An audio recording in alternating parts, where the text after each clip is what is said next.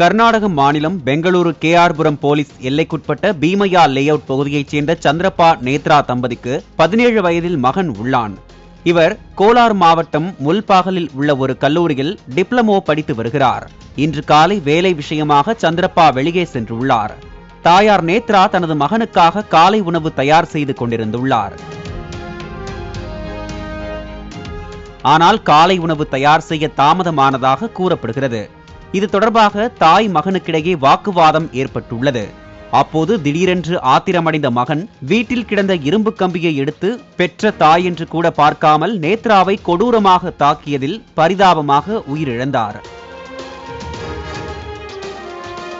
பின்னர் கேஆர்புரம் போலீஸ் நிலையத்திற்கு சென்ற மகன் தனது தாயை கொலை செய்து விட்டதாக கூறி சரணடைந்தார். அதிர்ச்சியடைந்த போலீசார் சம்பவ இடத்திற்கு சென்று பார்த்தபோது நேத்ரா சடலமாக கிடந்தார்.